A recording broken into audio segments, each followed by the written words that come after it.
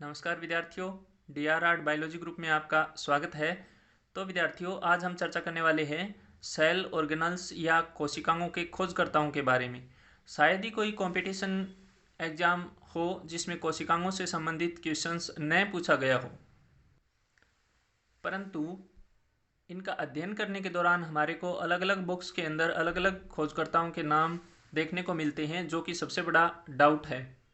अर्थात यहाँ वही कहानी लागू हो जाती है कि कन्फ्यूजन ही कन्फ्यूजन है, सॉल्यूशन का पता नहीं।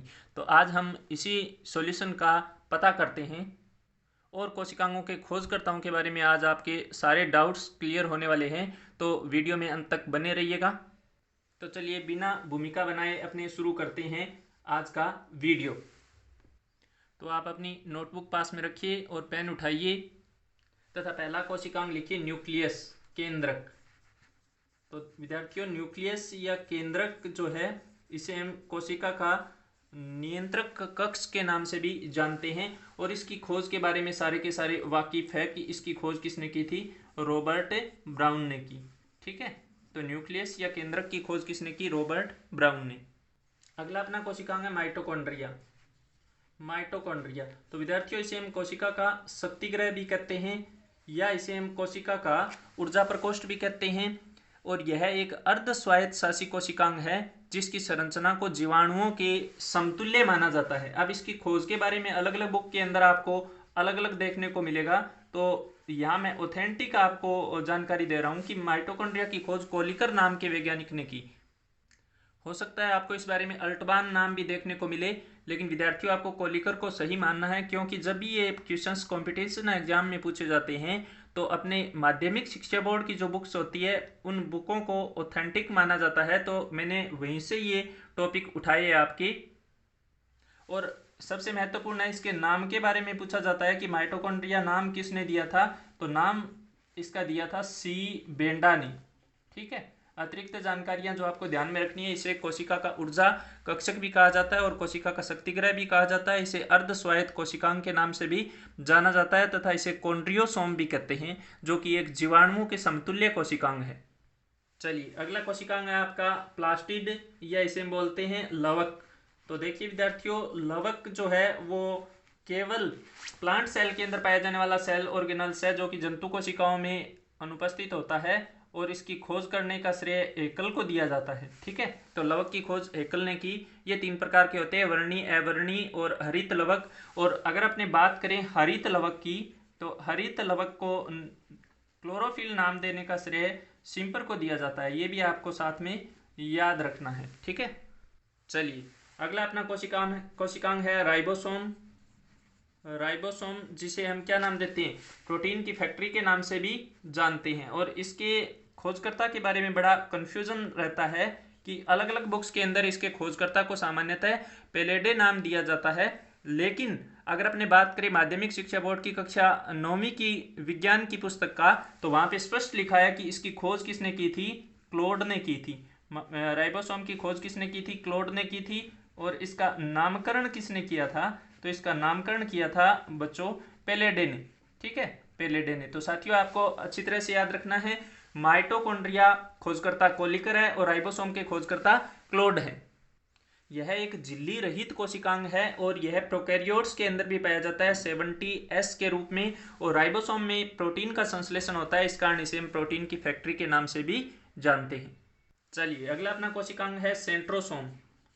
सेंट्रोसोम, और सेंट्रोसोम को अपने तारक काय के नाम से भी जानते हैं। ध्यान रखना, तारक काय के द्वारा सेंट्रियोल या तारक केंद्र का निर्माण होता है। तो देखिए यहाँ तारक काय की खोज का श्रेय अगर अपने बात करें तो इसकी खोज का श्रेय जिसे दिया जाता है वो है वॉन बेंडेन। ध्यान रखना, इसमें भी आपके कंफ्यूजन रहेगा। तारक काय की खोज का श्रेय अधिकांश बुक्स के अंदर टी बोवेरी को दिया जाता है, लेकिन टी बोवेरी ने क्या दिया था? इसका नाम दिया था। टी बोवेरी ने इसका क्या दिया था? नाम दिया था। ये भी आपको अच्छी तरह से याद रखना है। और ये कोशिका विभाजन के दौरान तर्कु तंतुओं का निर्माण करने में सहायक होते हैं, इस कारण इसे हमें तारक काय को हमें कोशिका विभाजन केंद्र के नाम से भी जानते हैं। एक और ध्यान रखना, इसकी जो संरचना होती है वो बैलगाड़ी के पहिए के समान होती है, इस कारण इसे हम कार्टवहिल स्ट्रक्चर के नाम से भी जानते हैं, और तारक काय को काइनेटोसोम तथा ब्लिफेरोप्लास्ट या बेसल बॉडी आधारीय कणिका के नाम से भी जाना जाता है। और ध्यान रखना विद्यार्थियों, राइबोसोम और सेंट्रोसोम ये दोनों के दोनों कोशिकांग जो है आपके, ये झिल्ली रहित कोशिकांग है। बहुत बार ये भी क्वेश्चन पूछ लिया जाता है कि झिल्ली रहित कोशिकांग कौन सा है, तो आंसर आएगा अपना राइबोसोम और सेंट्रोसोम। चलिए बहुत अच्छा, अगला अपना है लाइसोसोम। लाइसोसोम, कोई संशय नहीं है लाइसोसोम के बारे में। कोशिका का क्या कहते हैं, इसे आत्मघाती थैला कहते हैं। और लाइसोसोम की खोज प्रत्येक बुक के अंदर एक समान ही अपने को देखने को मिलती है। लाइसोसोम की खोज की थी डी ड्यूवे नाम के वैज्ञानिक ने, और इसे हम कोशिका का क्या बोलते हैं, आत्मघाती थैला। ध्यान रखना विद्यार्थियों, इसमें जल अपघटनकारी एंजाइम भरे होते हैं, जिसे हम हाइड्रोलाइटिक एंजाइम के नाम से भी जानते हैं। और यह एक पॉलीमॉर्फिक कोशिकांग है, अर्थात अपना आकार रूप लगातार ये क्या करता है, बदलता रहता है। इस कारण इसे हम बहुरूपी कोशिकांग के नाम से भी जानते हैं। अगला अपना कोशिकांग है गोल्जी काय, जिसे हम गोल्जी बॉडी के नाम से भी जानते हैं, या इसे हम गोल्जी कॉम्प्लेक्स के नाम से भी जानते हैं। कोई संशय नहीं है, कैमिलो गोल्जी ने इसकी खोज की थी। किसने? कैमिलो गोल्जी ने इसकी खोज की थी। और इसे हम कोशिका का यातायात प्रबंधक भी कहते हैं। ठीक है, ध्यान रखना अच्छी तरह से, कोशिका का यातायात प्रबंधक कौन सा है, गोल्जी काय है। और बेकर बॉडी के नाम से भी इसे में जाना जाता है, इडियोसोम के नाम से भी जानते हैं, डाल्टन कॉम्प्लेक्स के नाम से भी इसे हम जानते हैं। और सबसे महत्वपूर्ण बात है कि प्लांट सेल के अंदर ये गोल्जिकाए बिखरे हुए पाए जाते हैं, और बिखरे हुए इन गोल्जिकाए को अपने स्पेशली एक नाम देते हैं, डिक्टियोसोम। डिक्टियोसोम क्या है? बिखरे हुए गोल्जिकाए या पादप कोशिका में पाए जाने वाले गोल्जिकाए क्या कहलाते हैं? डिक्टियोसोम कहलाते हैं। तो विद्यार्थियों, ये अपने अब तक हमने 7 कोशिकाओं का अध्ययन कर लिया। आप एक बार के लिए स्क्रीनशॉट ले लीजिए। बढ़ते हैं हम अगले कोशिकांग की तरफ। तो अगला जो अपना कोशिकांग है उसे हम ER के नाम से जानते हैं, अंतःपर्देवी जालिका के नाम से भी जानते हैं। जैसा कि आपको मालूम है कि अंतःपर्देवी जालिका 2 प्रकार की होती है, RER और SER। जहां राइबोसोम की कणिकाएं पाई जाती है उन्हें तो हम कहते हैं RER, और राइबोसोम की कणिकाएं एब्सेंट होती है उन्हें हम बोलते हैं SER। तो इनकी जो खोज का श्रेय दिया जाता है वो दिया जाता है पोर्टर, क्लॉड और फुलम को। ठीक है, याद रखना आप, पोर्टर, क्लॉड और फुलम को इनकी खोज का श्रेय दिया जाता है। किथ पोर्टर इनका पूरा नाम है, किथ पोर्टर। तो पोर्टर, क्लॉड और फुलम को अपने ER की खोज का श्रेय दिया जाता है। और स्पेशली ध्यान रखना कि ये कोशिका के अंतः कंकाल का निर्माण करने में सहायक होती है। और SER जो होती है वो डिटॉक्सिफिकेशन या निराविष्करण में सहायता प्रदान करती है, अर्थात थोड़ी मात्रा में जहरीले पदार्थों को ये आविष पदार्थों में परिवर्तित कर देती है। अगला अपना कोशिकांग है वैक्यूल, जिसे हम क्या नाम देते हैं? रिक्तिका के नाम से भी जानते हैं। तो देखिए विद्यार्थियों, रिक्तिकाएं 3 प्रकार की होती है, खाद्यदानी, संकुचनशील रसदानी, और अपने जो एयर वैक्यूल है उसके बारे में अपने जानकारी प्राप्त करते हैं। तो यहाँ रिक्तिका की खोज का श्रेय दिया जाता है स्पेलेंजोनी को, और नाम दिया था डुजार्डिन ने। ध्यान रखना है आपको, स्पेलेंजोनी ने रिक्तिका की खोज की थी, स्पेलेंजोनी। और नाम किसने दिया था? नाम दिया था इसका डुजार्डिन ने। और आपको रिक्तिका के बारे में 2 स्पेशल जानकारियां अच्छी तरह से याद रखनी है। इसके अंदर भरे हुए तरल पदार्थ को अपने नाम देते हैं सेल सैप, और रिक्तिका की झिल्ली कहलाती है विद्यार्थियों टोनोप्लास्ट। और यह कोशिका में पाया जाने वाला एक निर्जीव कोशिकांग है, जिसमें कार्बनिक और अकार्बनिक पदार्थ भरे रहते हैं। फिर अपने बात करते हैं कोशिका में पाए जाने वाले सूक्ष्म कोशिकांगों की। तो सूक्ष्म कोशिकांगों में अपने शामिल करते हैं सबसे पहले प्रोक्सीसोम को। ठीक है, तो प्रोक्सीसोम जो है इसकी खोज की थी टोलबर्ट ने, और नाम दिया था डी ड्यूवे ने। खोजकर्ता कौन है इसके? टोलबर्ट, और इसका नामकरण किया था डी ड्यूवे ने। नामकरण डी ड्यूवे ने किया था। आपको जो सूक्ष्म कोशिकांग है, तो उन सूक्ष्म कोशिकांगों के बारे में आपको ध्यान में रखना है कि ये प्रोक्सीसोम पादप कोशिका और जंतु कोशिका दोनों में पाया जाता है। आगे अपने ग्लाइयोक्सिसोम और स्फीरोसोम पढ़ेंगे, वो केवल प्लांट सेल के अंदर पाए जाते हैं। और इसका महत्वपूर्ण कार्य विद्यार्थी होता है प्रकाश श्वसन की क्रिया करना। पादपों में ये प्रकाश श्वसन में सहायक होता है, और साथ में ये हाइड्रोजन पेरोक्साइड H2O2 का विघटन करने में सहायक होता है, क्योंकि इसमें केटेलेज एंजाइम भरे होते हैं। अगला अपना कोशिकांग है ग्लाइयोक्सिसोम। ये भी एक सूक्ष्म कोशिकांग है ग्लाइओक्सिसोम। प्रोक्सिसोम भी एक सूक्ष्म कोशिकांग है। तो ग्लाइओक्सिसोम जो है इसकी खोज करने का श्रेय जो है वो बीवर्स को दिया जाता है। ध्यान रखना है आपको, बीवर्स को। तो यह प्लांट सेल के अंदर पाया जाता है और पादपों के एंडोस्पर्म कोशिकाओं के अंदर तथा वसीय बीजों के अंदर मुख्य रूप से ये पाया जाता है। और इसका प्रमुख कार्य होता है वसा का पाचन करना, वसा को किस में बदलना, कार्बोहाइड्रेट में बदलना। वसा को कार्बोहाइड्रेट में बदलने का कार्य ग्लाइओक्सिसोम करता है। अगला अपना कोशिकांग है सफीरोसोम। सफीरोसोम, तो सफीरोसोम की खोज का श्रेय दिया जाता है डेंजियर्ट तथा पेरनर को। याद रखना है आपको अच्छी तरह से, डेंजियर्ट तथा पेरनर को इसकी खोज का श्रेय दिया जाता है। और ये भी केवल प्लांट सेल के अंदर पाया जाता है और पादपों में ये लाइसोसोम के समान कार्य करता है। वसा उपापचय में सहायक होता है। तो लाइसोसोम के समान एंजाइम होने के कारण इसे हम क्या नाम दे देंगे, पादप लाइसोसोम के नाम से भी जानते हैं। तो ध्यान रखना, पादप लाइसोसोम के नाम से स्फीरोसोम को जाना जाता है। तो आप सब स्क्रीनशॉट ले सकते हो। तो विद्यार्थियों अगला अपना कोशिकांग है केंद्रिका। न्यूक्लियोलस के नाम से भी इसे हम जानते हैं और केंद्रिका की खोज पर कोई संशय नहीं है, न्यूक्लियोलस। और इसकी खोज का श्रेय दिया जाता है विद्यार्थियों फोंटाना को, फोंटाना को। और अपने को पता है कि केंद्रिका के अंदर आरएनए का संश्लेषण होता है। तो इसे हम क्या नाम देते हैं, राइबोसोम की फैक्ट्री के नाम से जानते हैं, फैक्ट्री ऑफ राइबोसोम। तो ध्यान रखना विद्यार्थियों, राइबोसोम को कहा जाता है प्रोटीन की फैक्ट्री और केंद्रिका को कहा जाता है राइबोसोम की फैक्ट्री। फिर कोशिका के अंदर माइक्रोट्यूब्यूल्स पाई जाती है जिन्हें हम सूक्ष्म नलिकाओं के नाम से जानते हैं। तो ये सूक्ष्म नलिकाएं क्या करती है, कोशिका के अंदर आंतरिक घटकों को बनाए रखने में, कोशिका के द्रव्य जो साइटोप्लाज्म जो होता है उसके कंकाल का निर्माण करने में सहायता प्रदान करती है। और इसकी खोज का श्रेय दिया जाता है रॉबर्टीज और फ्रांचीज को, रॉबर्टीज व फ्रांची। ठीक है, नहीं पूछा जाएगा आपसे सूक्ष्म नलिकाओं की खोज का श्रेय किसे दिया जाता है।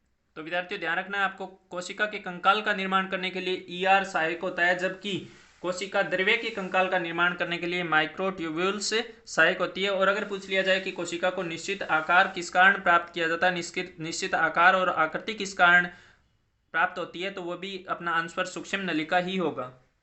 तो विद्यार्थियों ये थे अपने कोशिकांग तथा उनके खोजकर्ताओं की जानकारियां। आपको स्पेशली एक बात पे गौर रखनी है, वैक्यूल जो है, रिक्तिका जो है, इसकी खोज का श्रेय दिया जाता है स्पेलेंजोनी को। अगर स्पेलेंजोनी ऑप्शन के अंदर दिया जाए तो अपना राइट आंसर स्पेलेंजोनी होगा। अगर ये ऑप्शन में नहीं हो तो फिर अपने को डुजार्डिन पर क्लिक करना है। ठीक है, डुजार्डिन। तो ध्यान रखना है आपको, डुजार्डिन ने वैसे इसका नाम दिया था, स्पेलेंजोनी ने इसे स्टार के नाम से पुकारा था। और संकुचनशील रसदानी की खोज का श्रेय स्पेलेंजोनी को दिया जाता है। तो रिक्तिका की झिल्ली टोनोप्लास्ट कहलाती है और रिक्तिका में भरा तरल पदार्थ क्या कहलाता है विद्यार्थियों, सेल सैप के नाम से इसे हमें जानते हैं। अब देखिए विद्यार्थियों, कुछ कोशिकांग ऐसे होते हैं जिनको हम बहुरूपी कोशिकांग के नाम से जानते हैं। बहुत सारे कंपटीशन एग्जाम में ये क्वेश्चन पूछा जाता है कि पॉलीमॉर्फिक सेल ऑर्गेनल्स कौन से होते हैं, बहुरूपी कोशिकांग कौन से होते हैं। तो एक लाइन के अंदर आपको याद रखना है, एमएसजी तो आपको याद ही है ना, मैसेंजर ऑफ गॉड। एस की जगह अब क्या हट गया, एस हट गया और उसकी जगह पे आपको क्या कर देना है, एल कर देना है, एमएलजी। एम से क्या हो जाएगा माइटोकॉन्ड्रिया, एल से क्या हो जाएगा लाइसोसोम और जी से क्या हो जाएगी आपकी गोल्जी बॉडी हो जाएगी। तो माइटोकॉन्ड्रिया। और माइटोकॉन्ड्रिया के बारे में मैंने आपको बताया था कि ये जीवाणु के सदस्य होता है। एल लाइसोसोम, कोशिका क्या कहते हैं, आत्मघाती थैले के नाम से जानते हैं। और जी से यहाँ अपने को लेना है गोल्जी बॉडी, गोल्जी बॉडी। तो इन तीनों कोशिकाओं को अपने पॉलीमॉर्फिक के नाम से जानते हैं, जो कि अपना आकार लगातार क्या करते हैं, बदलते रहते हैं। अगर अपने बात करें अर्ध स्वायत्त शासी कोशिकाओं की, तो विद्यार्थियों यहाँ आपको ध्यान रखना है, अर्ध स्वायत्त सेमी ऑटोनॉमस जो कोशिकांग होते हैं, अर्ध स्वायत्त जो कोशिकांग होते हैं, वो कोशिकांग आपके हरित लवक तथा माइटोकॉन्ड्रिया को सामान्यतः कहा जाता है। हरित लवक, क्लोरोप्लास्ट तथा माइटोकॉन्ड्रिया, इनको अपने क्या कहते हैं, अर्ध स्वायत्त कोशिकांग के नाम से भी जानते हैं। और अगर अपने बात करें सेल ऑर्गेनल्स की, तो झिल्ली की उपस्थिति के आधार पर ये जो सेल ऑर्गेनल्स होते हैं ये 3 प्रकार के होते हैं। आप सभी को पता है कि झिल्ली की उपस्थिति के आधार पर ये 3 प्रकार के होते हैं। सबसे पहले हो गए वे कोशिकांग जो दोहरी झिल्ली से आबद्ध है, डबल मेम्ब्रेन से लेयर्ड है, डबल मेम्ब्रेन से घिरे हुए कोशिकांग तो ये आपको ध्यान रखना है विद्यार्थियों, डबल मेम्ब्रेन से घिरे हुए कोशिकांग है। ये आपको एक शब्द याद रखना है इसमें, नमक।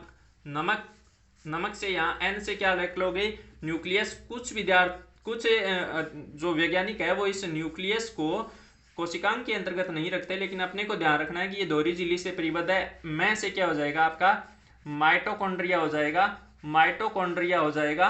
और कैसे आपका हो जाएगा क्लोरोप्लास्ट, ठीक है, क्लोरोप्लास्ट। क्लोरोप्लास्ट ये तीनों क्या है, दोहरी झिल्ली से घिरे हुए कोशिकांग है। अगर अपने बात करें झिल्ली रहित, मेम्ब्रेन लेस, जो झिल्ली रहित कोशिकांग होते हैं ना, मेम्ब्रेन लेस, उसमें आपको दो सोम याद रखने हैं। कौन कौन से, इसमें आपको याद रखना है, एक पहला सोम राइबोसोम, लाइसोसोम मत कर देना, इसमें ध्यान रखना राइबोसोम, और दूसरा होता है इसका सेंट्रोसोम, सेंट्रोसोम, ठीक है। तो तारक काय और राइबोसोम झिल्ली रहित कोशिकांग। और इसके अलावा जो बच गए, जैसे ईआर हो गया आपका, गोल्जी बॉडी हो गया आपका, इसके अलावा रिक्तिका हो गई आपकी, तो ये सारे के सारे किस में आ जाएंगे, अपने एकल झिल्ली से परिबद्ध कोशिकांगों में आ जाते हैं।